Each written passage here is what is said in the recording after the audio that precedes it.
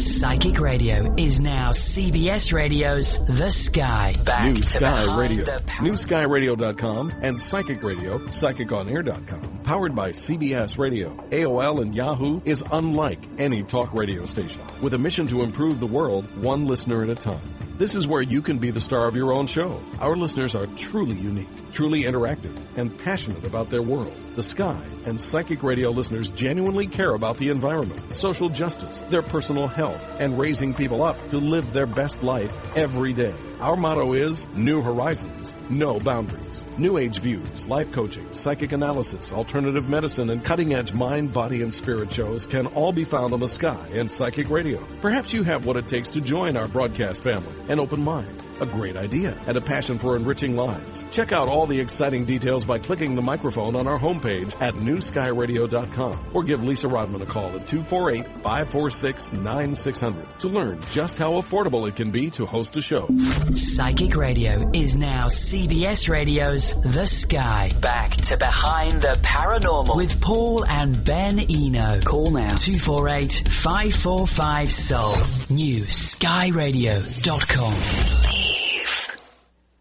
What happens when you encounter something bizarre that doesn't fit any paranormal category you've ever encountered? What do you do if you feel that your family might be in danger? Who are you going to call? And the answer is Ghostbusters. No, I'm just kidding. Little joke. I know, it was a joke. It was an ill-timed joke, and I'm very sorry. And with that, welcome to the 352nd broadcast of Behind the Paranormal with Paul and Ben Eno. I'm Ben, and those thought-provoking questions came from my co-host and partner in the paranormal, my dad. Today we have with us Diane Zeman, author of the new book, No Earthly Idea, A Journey from Confusion to Knowledge, based on her family's ultra-weird experiences with a multiversal humanoid, I guess, they called Vincent, and a number of other paranormal events on their California property only a few years ago. Diane was born and raised in Fort Dodge, Iowa, graduating from St. Edmund High School there in 1977, so she's considerably younger than I am. She and her family lived on the California property in question, where events recorded in the book took place in 2006 and 2007, then moved to upstate New York, where they currently reside. Diane is not a famous investigator or eminent paranormal expert. She and her family are among those most important players in a paranormal world, eyewitnesses to something very unusual that gives us a look at the true nature of reality. Diane Zeman, welcome to Behind the Paranormal. Thank you. I'm so glad to be here. Oh, good. Yeah, sorry we got started a little late. Oh, that's okay. It's just one of those days. So let's kick this off on the right foot here, so to speak.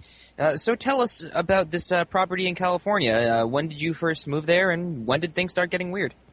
Well, we moved there in the spring of 2004. And it was a new house. It was just forest land prior, so there wasn't anybody living there in the house, but it was actually built for us. And we lived there for about a year and a half before my daughter had come to me and saying that her and her friend had been seeing something for about 6 months running down the road in front of our mountain property. We had about 5 acres, so everything up there was dirt roads and private roads, and you didn't get a lot of traffic. And I just I listened to him, and then I just thought it was just teenage drama. They were about 16, and about 3 weeks after that, I was pulling into the driveway about 4 o'clock in the afternoon from the grocery store, and in the road directly in front of me, there was this very tall form of a man that was somewhat see-through. The only way that I can describe it at this point is if you've ever seen the movie Predator, how that motion kind of moves. Mm. But he was sharply outlined in black. But I could see through him, and his back was arched straight, and his arms and legs were pumping just to beat the band as he ran and then leaped across the road. And I tell you, it put me on a path that I never thought I'd ever be on. I'm sorry to interrupt, but would you describe this being's motions as watery or fluid? No, it was the inside of him was similar to, like, you could see through him, so you were seeing the terrain behind him. But no, he was just running, just normal motion. But it was almost like in 2D, not 3D. It was like almost like a cardboard cutout. Sure. And he ran like Carl Lewis would do, like a sprinter would do, very fast. And that's all he ever did. Every time we saw him, he was always profiled, and he was always running. Just, I don't know where he was going, and he never looked our way. But it was just the most bizarre. It's almost like he was sort of half Egyptian, half Indian, half all these different things put together. And it wasn't like you see people here in different countries. It was just, and he was like 9-10 feet tall. It was just odd. Couldn't see his feet, but you could see his knees coming up, and he had very elongated limbs. Well, I have to compliment you on your approach. In the book, you give a very the introduction to the book is essentially the story of your first encounters and other things that happened. But you took a very sensible approach. I know you mentioned that you made it a point to whenever you saw him to make note of the details, right, as you just described. So and at no point, at least in the book, has this creature did this creature ever seem to notice you or your family specifically? Nope, just straight on and just head forward, never turned, never looked.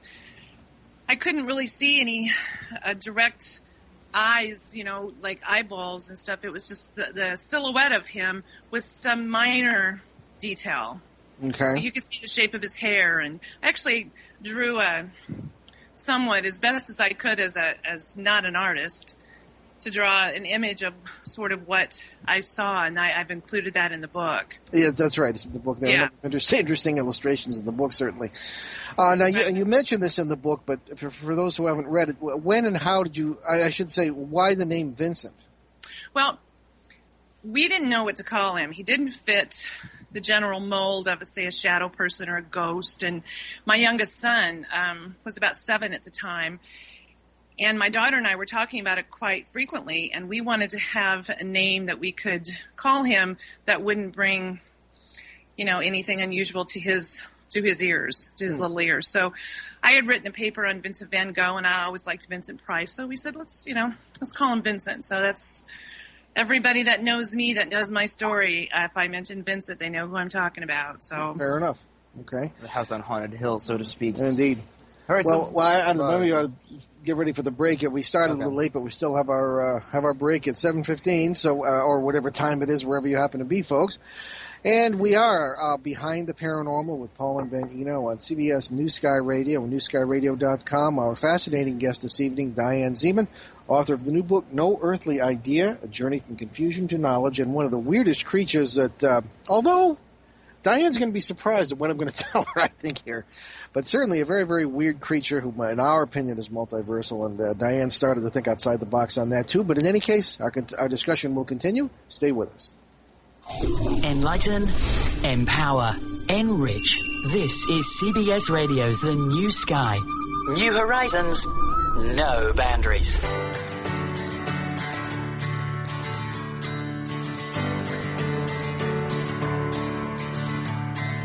promised you the world again, and everything within my hands. All the riches one could dream, they will come from me. I hope that you could understand that this is not what I had planned. Please don't worry now, it will turn around.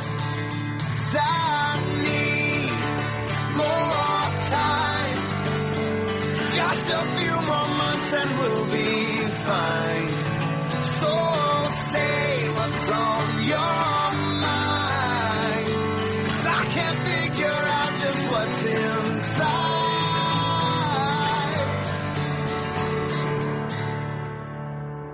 I hope that you could understand this is not what I had planned. Please don't worry now, it will turn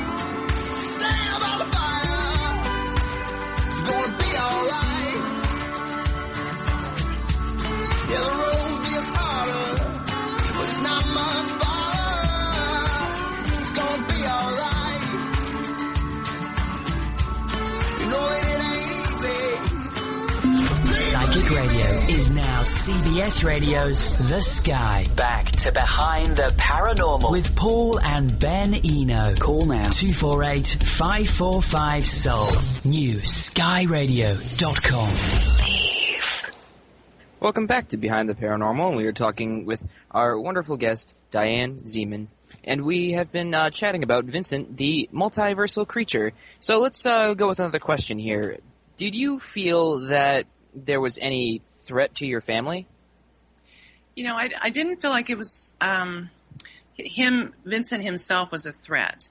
When it first happened to me, I didn't know what it was, and I didn't know where it came from or where it was going. And if it can appear and disappear just as it did, could it come into my house? I had, at that time a 15-year-old and, a 6-year-old, and what are its intentions? And so that was the confusion that I started with, and I was, literally up for 3 days straight, almost obsessed, trying to figure out an answer to what it was and what it was doing there. It's not, if it had been a lady in Victorian clothing floating across my living room floor, I could have said, oh yeah, it's a ghost. Yeah, exactly. But that's not what happened to me, and I've tried to steer away from the ghost hunter mentality of this and try to get the attention of people in the science realm. Yeah. Because I think that's where it needs to be investigated more. Well, I can assure you they're not up to it either, most of them anyway. Yeah. Right. But at the same time, other things began to happen. And and I'm thinking particularly of the mountain lion incident. Could you get into some of the other things that were going on?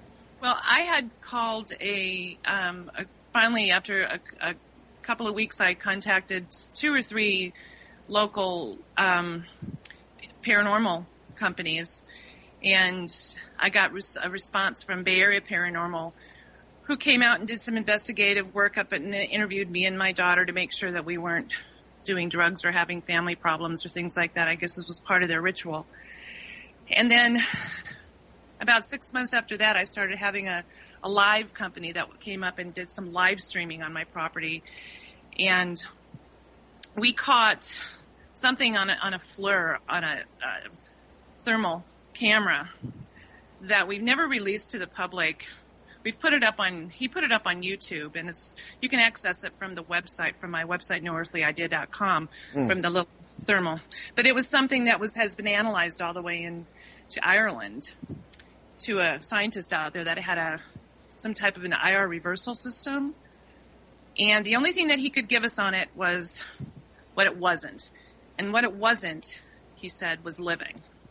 So that's the whitish. That's the white thing. Yeah, okay. A little white.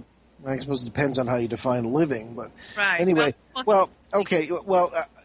So go ahead. I'm sorry. And not living in the way we live. Well, it wasn't visible with the human eye. It was just visible on the camera. So, and that was only about 2.5 feet tall, that little thing. So once we started looking, or they started looking, it just seemed the more they found. And, that goes along the lines of be careful what you ask for.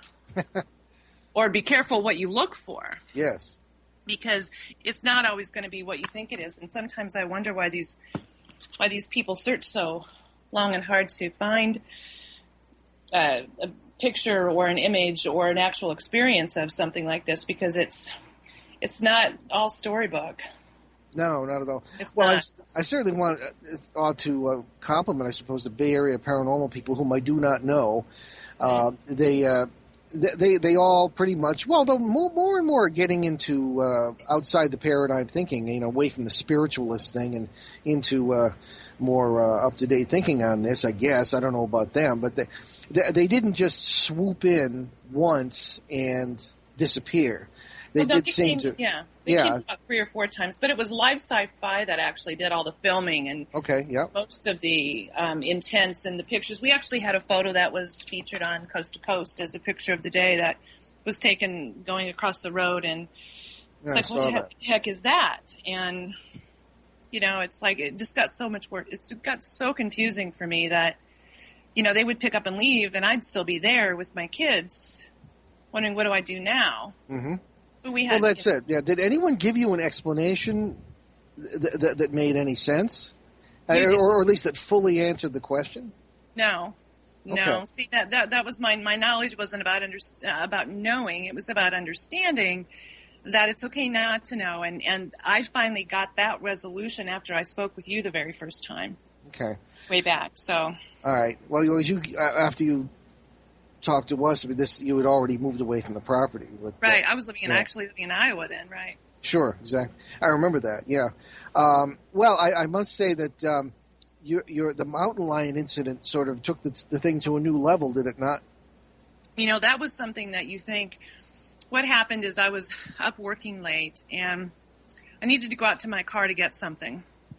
And I turned on my front porch light, and as I walked out to the car, there was some rustling back. We had a big a 21-foot Bayliner boat sitting next to my car on the other side of it. And there was the garbage cans around the side of the house there. You get raccoons and deer and all kinds of stuff up in the California Sierras, and it didn't bother me. I heard those sounds. And as I got to the car and reached for the handle to open up my car door, the side of the boat rocked. The whole boat itself rocked, not just the side of it. And something, I don't know, it was in my mind or if it was there, something placed something in my mind that told me I needed to get out of there. Mm-hmm. And it scared the living crap out of me. I'm not kidding. I turned around and it was like slow motion. By the time I got inside the house, I was hyperventilating. I couldn't even form a word. I was just scared to death.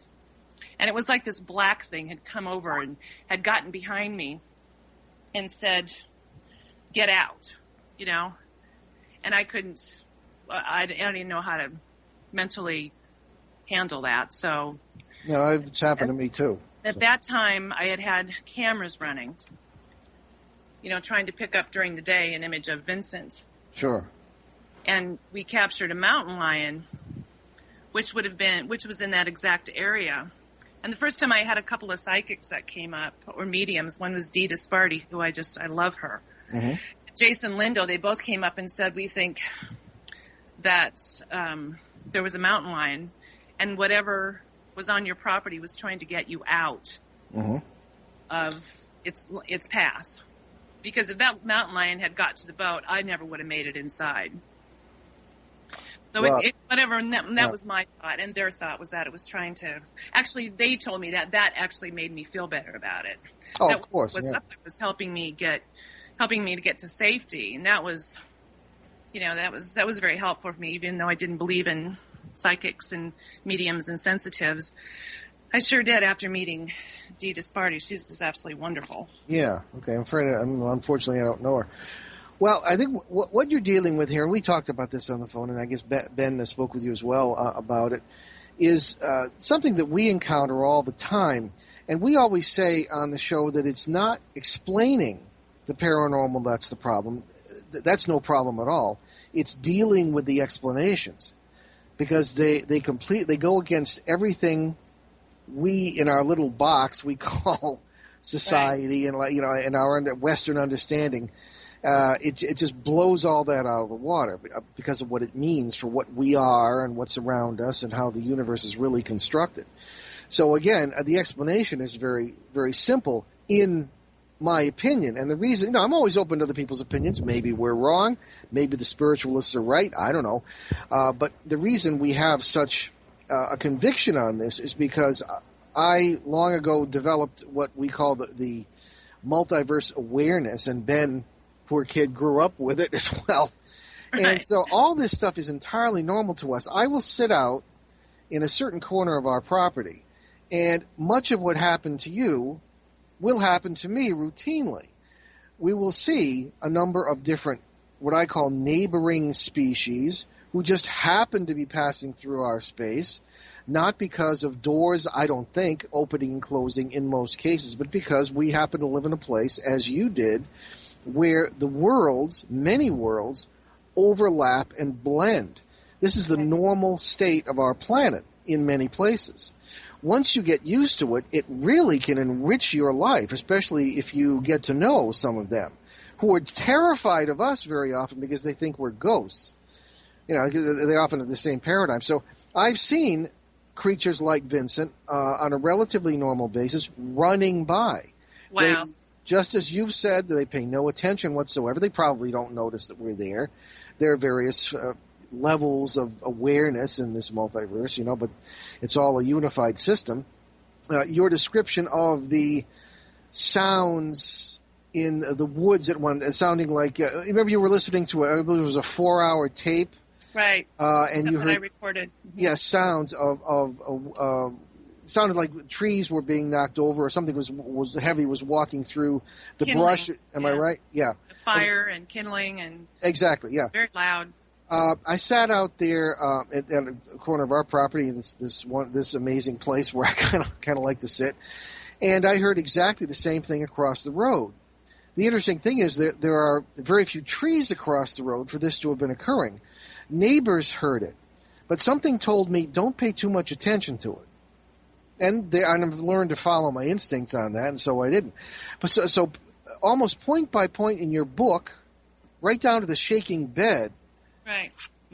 The same things have happened to me, and I think probably for the same reasons. We have to take another break, folks, and we're talking with Diane Zeman, author of the marvelous book No Earthly Idea, which we'll tell you more about a little later on. And we will be right back on Behind the Paranormal on CBS New Sky Radio, newskyradio.com. Stay with us. New Sky Radio, newskyradio.com, and Psychic Radio, psychiconair.com. Powered by CBS Radio, AOL, and Yahoo, is unlike any talk radio station, with a mission to improve the world one listener at a time. This is where you can be the star of your own show. Our listeners are truly unique, truly interactive, and passionate about their world, the sky, and Psychic Radio listeners genuinely care about the environment, social justice, their personal health, and raising people up to live their best life every day. Our motto is New Horizons, No Boundaries. New Age views, life coaching, psychic analysis, alternative medicine, and cutting-edge mind, body, and spirit shows can all be found on the Sky and Psychic Radio. Perhaps you have what it takes to join our broadcast family. An open mind, a great idea, and a passion for enriching lives. Check out all the exciting details by clicking the microphone on our homepage at newskyradio.com or give Lisa Rodman a call at 248-546-9600 to learn just how affordable it can be to host a show.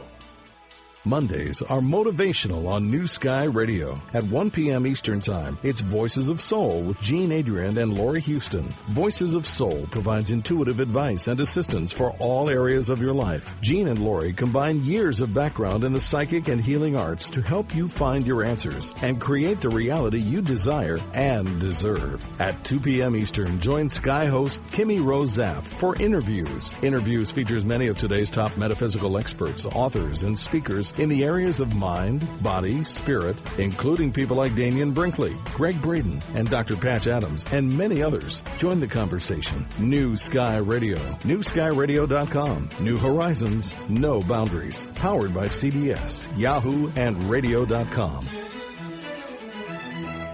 These girls know how to dish.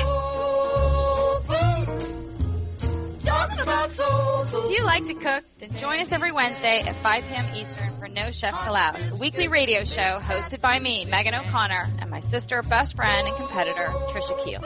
Each week, we invite you into the kitchen where we work with one ingredient at a time, turning the unknown into a staple. Ever hear of a pink peppercorn or razor clam? Well, you will on this show. By focusing on one ingredient at a time, you'll learn that some ingredients are easy to work with and become staples, and others you'll just never want to visit again. But they're all conversation starters, and you can join the conversation at No Chefs Allowed. Want to turn up the heat? Then join us in the No Chefs Allowed Monthly Ingredient Challenge. We give ourselves a whole month to get to know a single ingredient. Check it out on NoChefsAllowed.com or on Facebook. No Chefs Allowed. Expand your confidence in the kitchen, one ingredient at a time. Psychic Radio is now CBS Radio's The Sky. Back to Behind the Paranormal with Paul and Ben Eno. Call now 248-545-SOUL. New skyradio.com. Believe. Hello and welcome back to Behind the Paranormal, and we were just talking about the interesting incident of the mountain lion and how Diane was scared into being saved, technically, which I wanted to bring something up about that, because you know how usually people get, or like these paranormal groups get EVPs, they're like, get out. What if most of that is actually them trying to be like, hey, get out, this place isn't safe, that sort of thing? Oh, that's a good thought. Well, another thing, too, not to interrupt Ben, but I know, what would you do if you were afraid and you thought something was coming? I'd say, get out. What are you doing here? I'm paying the mortgage, not you. That sort of thing. So. Yeah, I just thought of it. I was like, oh, hey, what if they're just like, oh, there's something coming, get out of here. Like, and everyone's like, oh, they just want us out of here because we're trespassing on their property. Like, no. Dude. I can just imagine how frustrating that must be. I mean, imagine if you're that person who's being recorded and you're like, get out. Come on. Get out of here. What if it's not a ghost at all? What if we're actually hearing something from their dimension? Well, that's exactly what we think. When you get the photos or the first of all, how do you if they're spirits of the dead? First of all, how can you be a complete human being without your body? Right. The dualists of the West don't think of that. We're brought up, as products or perhaps victims of the Western educational system, where everything is broken up, categorized, pigeonholed, and nothing is brought together. If you don't bring it together, you can't see the big picture. So people just don't seem to get it when it comes to the unity of all things and all the stuff we're talking about. But anyway, I'll spare you the philosophy lecture. But one of the things that your mountain lion experience reminded me of, Diane, was my very first case in 1971. We were advancing toward we'd been very familiar with this abandoned village. It was in the woods of Connecticut because it was nighttime, but we knew the place very well. And the most skeptical fellow of all, and we brought him specifically for that reason, had the weirdest experience. Something like stopped him in his tracks. He couldn't move forward. We couldn't pull him forward. He broke down in tears. He said later on he felt as if something was possessing him, but said that we must not stay there. We had to get out. And whether there was some danger, actually there was some information later on that a circus train, they used to have circus trains in those days, had derailed and some of the animals had escaped. So maybe it was similar to what happened to you. So, that whatever was there, which were people, everything there seemed human. Matter of fact, I later found out I was related to them, which was odd enough. That maybe that was something similar. So many things rang a bell in your book. So can you tell us more about what was going on when the girls saw that glowing object out the window and all this business? Oh, my daughter, the distance between the homes up there in the mountains are so vast that when kids come over for the night, they basically camp out on your couch because none of us really wanted our 16 and 17-year-old kids cruising the windy mountain roads. Understood. Yeah. So there was a couple of her friends from school that were coming over for a Friday night movie fest, and one of the spirits, my daughter, jokingly but then again serious, named Richard, which she thought was maybe following her or doing something, or maybe the investigators picked up on that. I'm not really quite sure which one that was, but she was downstairs telling me that her phone was in the corner, it was shut off, and her friend standing in front of her got a text message from her that repeated the exact same sentence she had just said to him, and she wasn't even using her phone, and she was like, "Isn't that cool, Mom? That is so bizarre." And then right then, the two guys upstairs in her room, it was all open to below so we could see in the room, they just screamed and ran outside of her room and said that this orb of light about the size of a cantaloupe had come in through her window, went around them about 2 times. They were just frozen in fear, and then flew back out the window. And as I'm chasing the 2 boys and my daughter out the front door, they couldn't get out of there quick enough. It's like, what the heck was that? And then she saw an image of an oval, but about like a 4-foot tall light between our house and the path that she would come up from school that scared her to even come to the house. She saw actually more than I did. So and she doesn't like to talk about it still to this day, but. Yeah. Well, it might have been something, again, entirely routine in the sense that in the whole orb thing is up for discussion. It's a wide open subject. In my personal opinion, the way I've seen them act is that they seem to be plasma-based life forms, something about which astrophysicists have, I should say astrobiologists have speculated, including people like Carl Sagan. Right. I think that they seem to feed around the boundaries of these veils between these worlds. Right. And in the case of what was going on with your daughter with the phone, I mean, I can very easily imagine that what was happening was that, given the dynamics of that property, a number of parallel people were in the room doing different things, and certainly that there are funny little synchronicities, and out comes the message on the phone when perhaps an alternative self of hers was sending the message, right. And the thing got excited and was feeding on near those boundaries. I mean that seems to, as bizarre as that sounds, that's entirely normal behavior for these orbs when they're not dust on your lens or something. So I think that's rather interesting. The shaking bed phenomenon is interesting, as we discussed, and also the invisible friends. Right, that your son. Friends. Yeah, Mm-hmm. Could you tell us about that? This is what first brought my mind to think that something wasn't the way it should be. I thought he was just had invisible friends that kids make up. And he'd be up in his room and he'd be just having conversations with them, and he'd get up in the middle of the night and say, Mom, the kids want me to go outside and play. They want me to play and they won't let me sleep. And it's like, well, just, what kids? Well, the kids. He acted like I could see them too. And I didn't see any. There was no other kids up where we lived, for miles. Mm. And he would just complain that they were just bothering him. And then I would go up and I would listen to him, watch a cartoon on his little television or a video game, and he would be like arguing with them. It's not like, okay, this isn't a friend situation. This is like, leave me alone. I don't want to talk to you. Go away. And, and he was having those problems. But he ended up not sleeping in his room, for very much. I think he only, after all that started happening, I think he was in his room maybe 2 weeks, and then that was about it. Okay, interesting.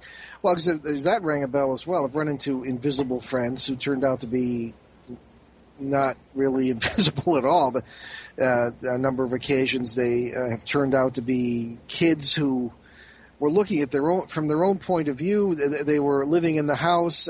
They thought that he was their brother, or in this alternate world, he was their brother, right. Or a friend or something. And it's utterly fascinating to see the perceptions of some of these so-called invisible friends who are real people.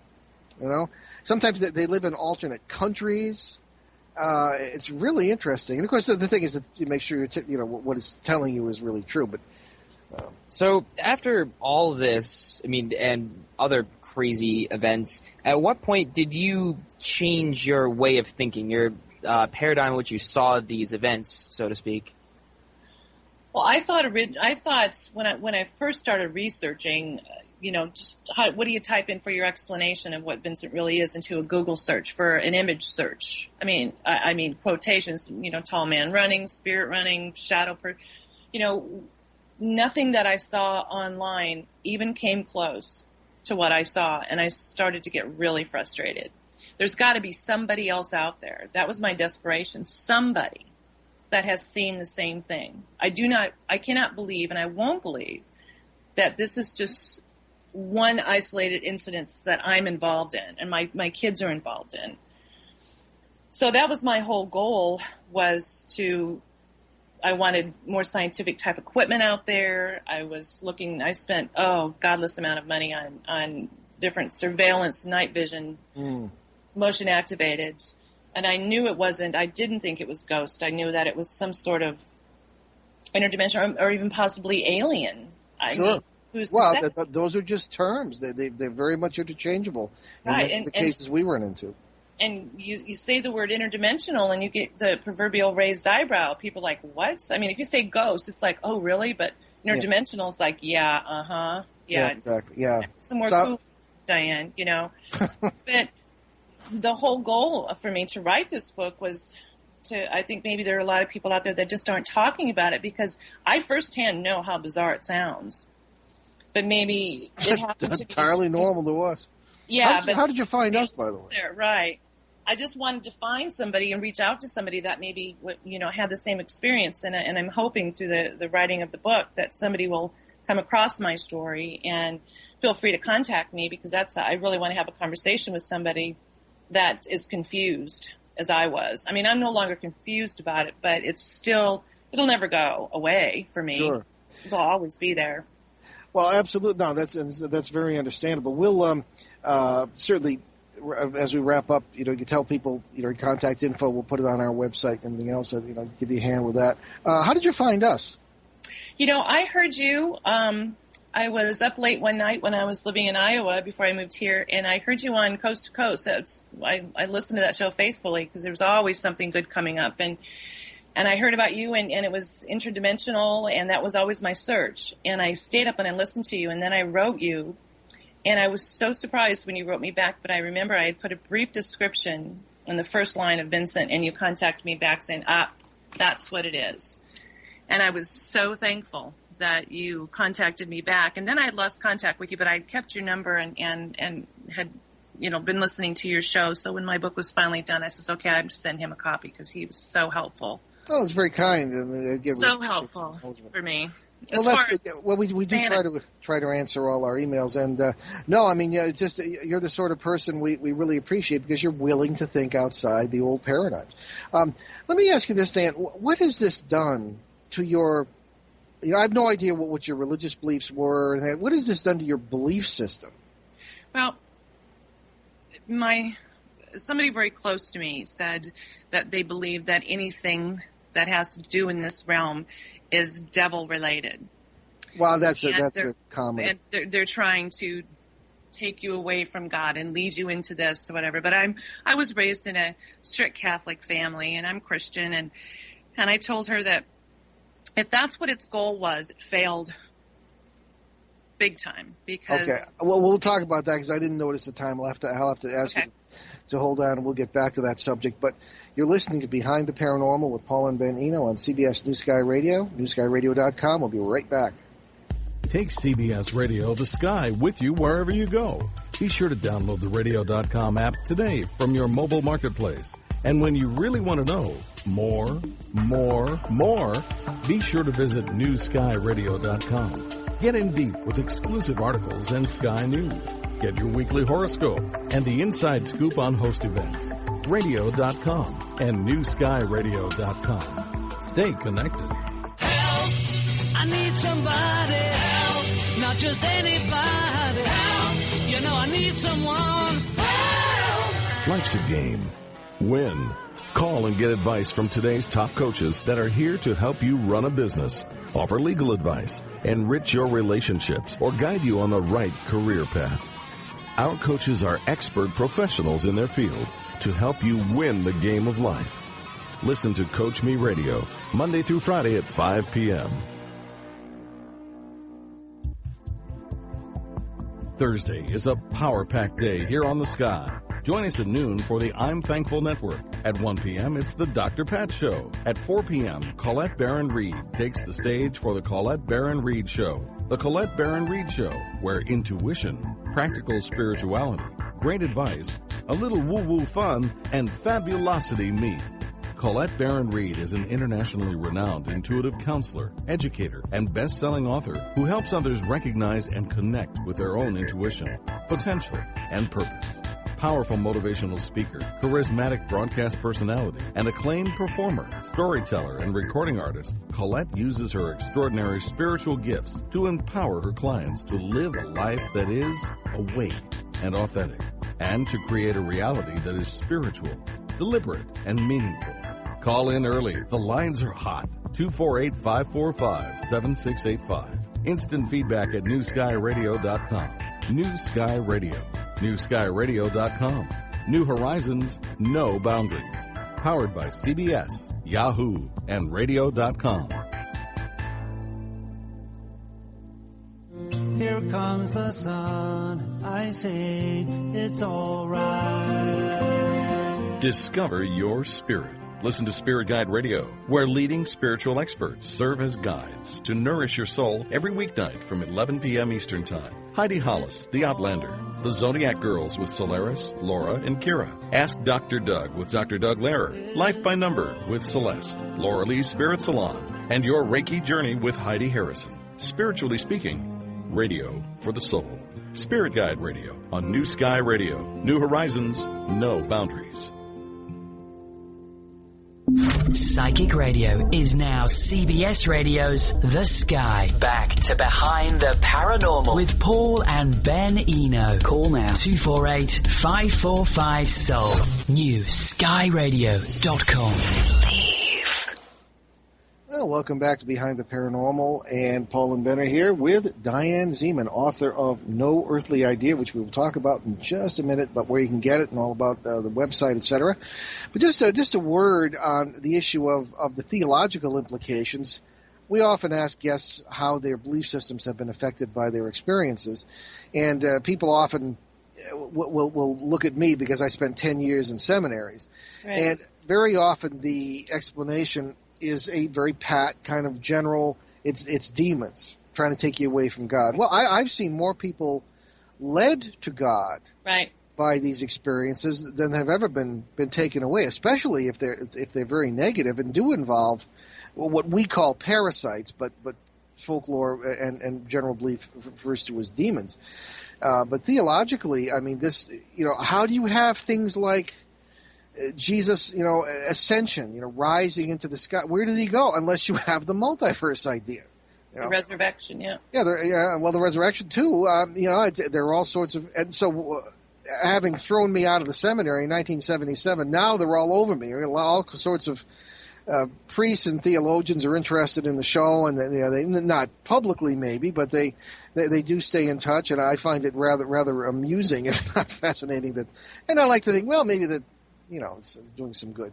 So in any case, why don't you tell us, Diane, tell us about the book, where people can get it, and about your website. Well, the website is under the same name, noearthlyidea.com. There's a copy of a picture of the book on the left, and you can click on the Facebook to like the page on Facebook, which is under the same name. If you click on the book, you'll go directly to the publisher's website, which was Spiritual Walk Publishing, to the direct purchase page from there. Or if you have a reader, you can download it on Amazon.com or Barnes & Noble. Mm-hmm. And it's also available in some stores. I haven't got the list of the stores that it's available in. Okay, well, that's fine. People could just look. The bookstores are not what they used to be. Right, that's true. Everybody's doing Nook and Amazon.com and stuff, and online, purchasing online. So purchasing online, yeah. Right, so they sponsor our other version of the show. Right.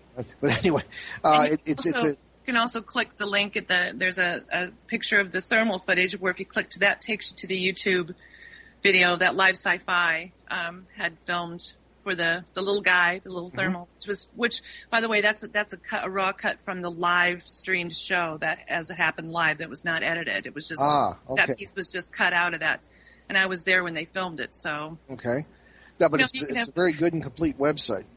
So we'll put a link on our own. We actually have a contact me page. If somebody wants to contact me, they can contact me through there.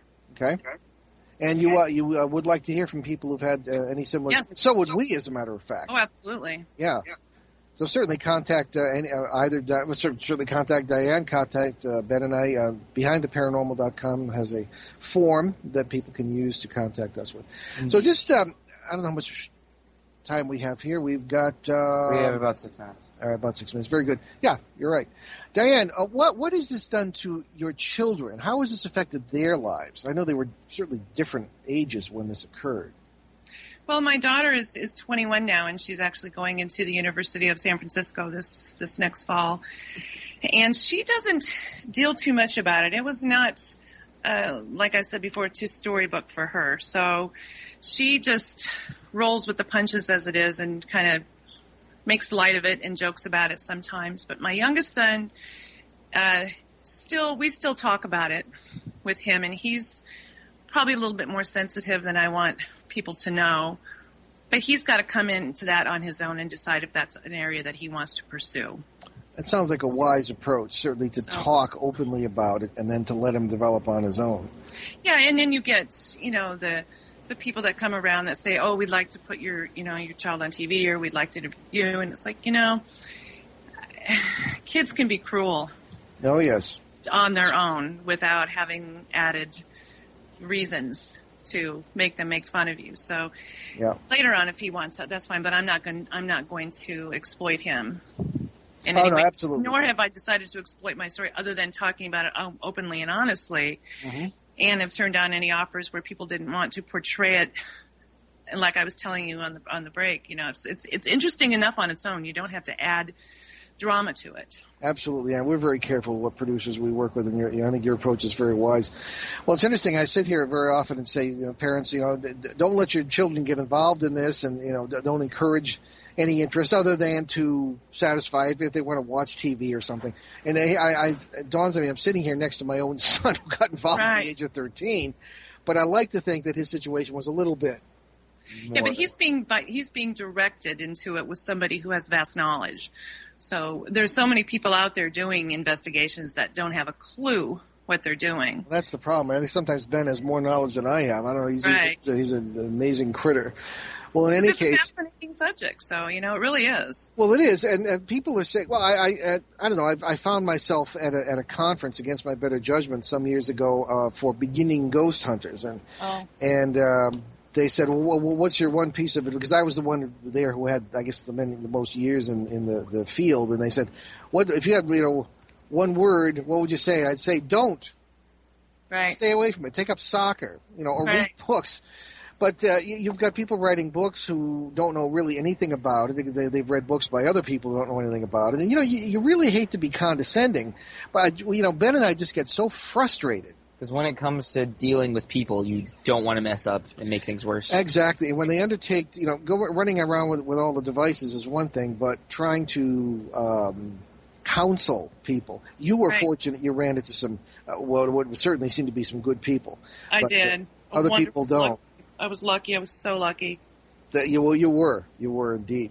So, okay, there we have it. Well, we're going to have to end it here, I guess. We've got some our announcements. Diane, it's been a real pleasure to have you and a great show. Indeed, and we'll stay in touch off the air. Oh, absolutely. Thanks so much. I so enjoyed it. Very good. Again, the book, No Earthly Idea. Check it out. Diane Zeman, Zeman. Diane, we'll talk to you soon. Okay, thank you. Okay, have a good night. All right, so my dad and I will be speaking in Torrington, Connecticut on July 19th and Suffolk, England on September 22nd. Watch for more info on those events at www.behindtheparanormal.com. And speaking of Suffolk, England, the Rendlesham 2012 conference is taking place 1 week from today on June 17th in Woodbridge. Get your tickets at rendleshamufo.com. All right, so don't forget you can buy my dad's books at Barnes & Noble Nook, e-reader, and Kindle. And our websites, you can contact us through www.behindtheparanormal.com. So many thanks to our producer, Brandon Jackson, and we'll see you next week, June 11th, when my dad and I will welcome back one of our most famous guests, or most popular anyway, Murray Silva, pioneering the paranormal thinking and Hollywood Insider and Washington Insider. That's actually June 17th. June 17th, sorry. It's been a rough day. In the meantime, tune into our Boston Providence Drive Time show on WOON 1240 AM and ON Worldwide at 6 p.m. Eastern every time on Monday. You can always get free podcasts of all our shows, and there's nearly 400 now with show schedules and guest information at www.behindtheparanormal.com. And we'll leave you with a quote from our old chum Albert Einstein. Quote, all religions, arts, and sciences are branches of the same tree, unquote. So thanks for joining us on our great cosmic journey, and we will see you next time.